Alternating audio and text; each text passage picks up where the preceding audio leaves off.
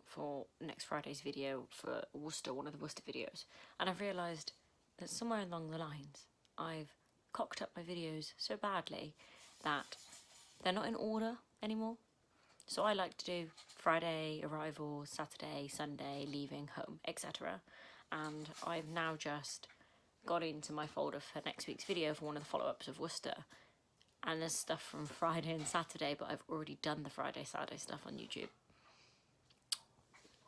So, however this video or the next video is going to go, I have no idea. But enjoy the clips while they're here, because I've messed them up somewhere.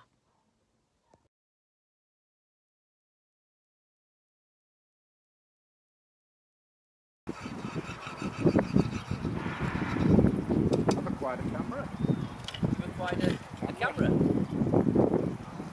Oh, she's put it on self-record then, I think, catching everything. Right.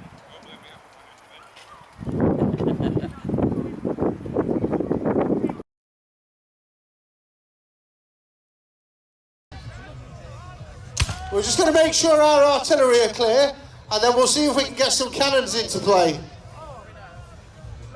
Our unit infantry here, by the way, in skirmish drill, are forming into pods. This is effectively... Now, the cool thing about that is, of course, is this works in the wet and the rain.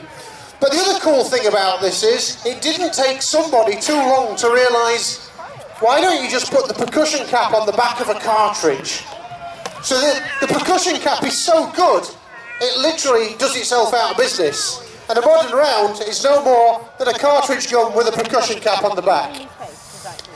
Now the soldiers would march normally in rows of 4 when marching along a road, but they would fight in rows of 2s. So this is rows of 2 in a battle formation.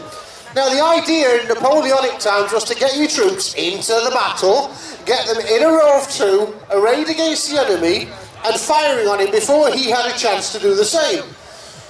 However, this works very well with muskets capable of firing 50 yards, but things had rather changed. These are rifles. So how did they get rifles? You see, by the way, what they're doing there is practicing many fast ways of getting to rows of 2 in a battle line. Now, a Frenchman called Claude Binet invented a magic bullet. Why do we need a magic bullet? We've all seen Sharp, right? We've all seen Sharp. Surely with a rifle we can load that really quickly. You need the rifling to engage the bullet, therefore it needs to be tight. A Baker rifle takes over a minute to load because it's tight. And as you fire it and the gunpowder fouls it up, it gets tighter and tighter and tighter. It's a real problem. So the generals in Napoleonic time wanted muskets for 3 rounds a minute.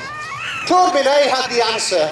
He had a bullet that was too small, but it had a skirt at the bottom. So it drops down nice and easy, but when you fire it, it expands, grips the rifle in, and poof, you've got a rifle that can now fire 3 rounds a minute, but is a rifle.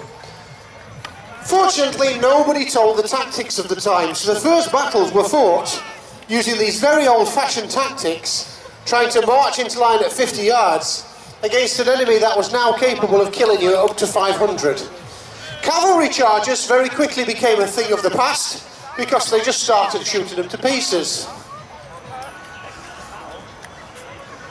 Now, the interesting part here is the actual percussion cap, because the percussion cap is an invention that is the fault of ducks and God. You see, a Presbyterian preacher liked to hunt ducks. With a flintlock, there's a definite fizz-whack bang. And the ducks were hearing the fizz-whack and flying off, and he was missing them. So he invented it so he could hunt ducks. So he had something immediate. So it was a Presbyterian clergyman who invented the percussion cap to actually hunt ducks.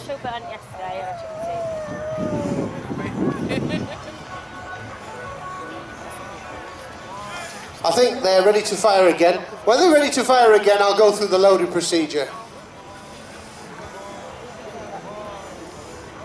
We're joined today by our Confederates. Now, here's an interesting thing for you. You've obviously heard of this war before, and it's normally called the war between the blue and the grey. So as you can see, our Union Army is dressed mainly in blue, and our Confederate Army is, well, that gets a little bit more complicated. And in fact, there is a reason why the grey isn't necessarily the grey. See, at the beginning of the war, the Confederate militias, because they were militias to stop slave uprisings, the Confederate militias were all armed by the state, so they had their own kind of bits and bats going on. Now, the only uniform available was the cadet uniform, which was grey. So the Confederates said, let's use the cadet uniform, apart from the Confederate regulars who were dressed in blue. So they went to war against the Union, who were dressed in blue, whose cadets were dressed in grey. Anybody else see the problem here? Yeah. So what they did is they decided to have their own uniform. So they said, we're going to have a uniform that's brown. What a sensible colour that is. A deep chestnut brown. But they didn't have the industry to make it. Our Union, by the way, are going into skirmish line. You remember I told you earlier that as the war progressed, the ancient tactics began to get superseded. So this is what began to happen.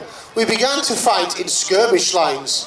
No longer did we present ourselves as big block targets for fire, but battles became more mobile, and also we started using cover and the landscape. This war starts off as a Napoleonic war, and at the end of it, we have trench warfare, we have breech-loading rifles, we have magazine-fed rifles, we have submarines. A ship is sunk by a submarine in the American Civil War. We have landmines, we have torpedoes, we have telegraph, we have troops delivered by trains. We have a dress rehearsal for World War I. Right wheel! So here we go, this is skirmish line, and the troops move forward. As they move forward, one fires. As he fires, his friend moves forward. This means he's covered by the man behind. You may think this is very similar to what modern troops do. That's because it is. Front rank only. Charge! Bayonets! So our Confederates, to go back to the uniforms, were told that we're going to have a lovely brown chestnutty uniform. But several states said, well, hang on a minute, we seceded from the Union because we don't want the Union government telling us what to do. We don't want our government telling us what to do, we'll have our own uniform, thanks. So the President of the Confederacy is going crazy because, essentially, he can't get everybody to agree on a uniform. The state of Georgia had 20,000 uniforms, but it wouldn't give them to the other states because no government's telling us what to do. So they seceded and then didn't do what the government said because they seceded, so they didn't have to do what the government said. It caused Jefferson Davis a lot of trouble. Just handing back to Linda for a minute.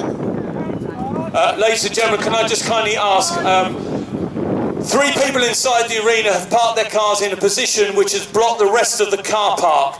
So if you're that person, and I'm waiting for registration numbers, and I will publicly read them out once I've been given them, if you know that's your car, can you return to your car immediately and move your car into the appropriate parking space? You are blocking the main car park of the arena, sorry, the main car park of the public car park.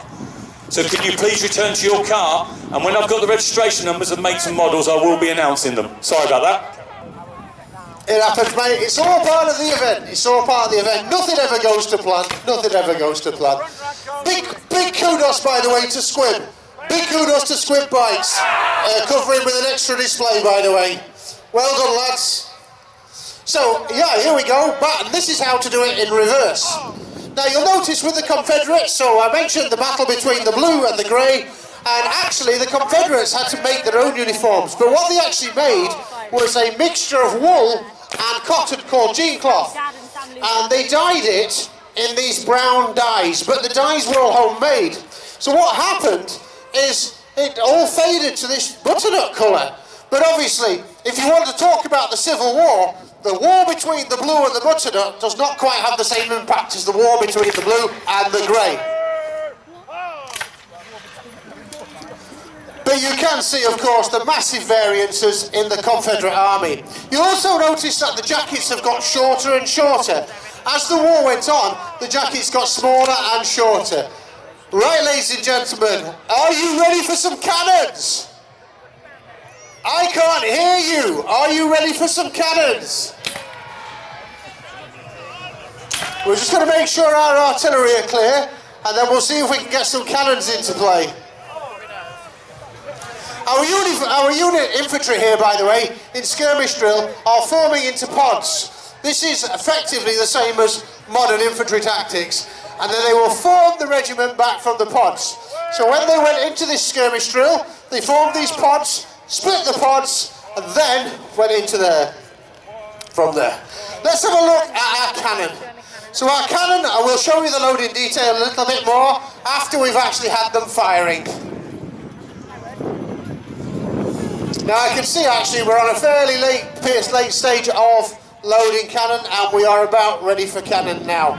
I know this because the rods are in the air. This is part of our safety display, that when the cannons are loaded, the rods will be in the air. So if ever you see our displays and those rods are standing up like that, that tells everybody on the field that those cannon are loaded.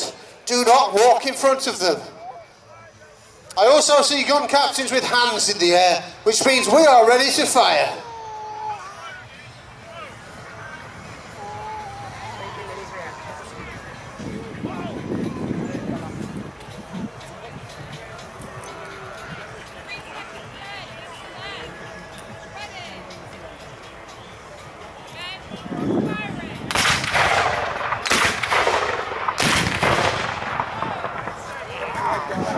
Now, how about that, ladies and gentlemen? So, let's go through the drill here. Yeah, let's have a round of applause for our cannons, eh? We'll tell you how we're going to do this. So, first of all, we worm out the barrel to make sure no debris is left from the last shot. And then we put a wet sponge down there to make sure there's nothing still glowing down there. And then we put a dry sponge down there to put take the water that we've just put in out. And then we wait for the round to be advanced. Good evening. It is just gone 6 o'clock, I think. I've just fed Archie. I can't have my phone out because there are so many people here. I've never seen a show this busy since we used to do an event called Sheffield. I've never seen it so busy. Yes, I've put sun cream on for all of those thinking that my nose is red. I'm well aware. It's heaving. There's plenty of people walking around still, walking through our camps. I've just gone down and tried to get some footage from the battlefield. Unfortunately, I wasn't that close to the barrier. I was about half a metre in front of me. There were a family sat down, and then as the cannons started firing, more people came and got onto the railings in front of us. So the footage for the battle, which might be in this video or the next video, will not be the best. However, I will do my best with the footage. It was a really good battle. The pyrotechnics went off, cannon fire. I really hope the pyrotechnics have showed up on camera. I'm literally absolutely boiling. It's 28 degrees in this tent. Like 28 degrees in here right now. So I'm gonna go back out there. My brother's fiance and their baby Lily, my niece, have come just for the day trip. So we've hidden the pushchair in the tent to make it look a bit more like they're part of us. I am leaving this evening, so I do need to start thinking about what I'm taking to the car and packing things down. Good evening. Archie's in the back. My car, for the first time ever, is barely loaded. I've got his buggy in the boot, his bag, and his bag with all his stuff in, like immediate tiers, bottles, milk, etc. Sat in the car, just about to leave the event to go home. It's been a great day. It's 26 degrees and I am sweltering. I'm so happy I got out of those clothes. It's now about 7 o'clock at night, so I'm gonna head home and unpack ready for tomorrow.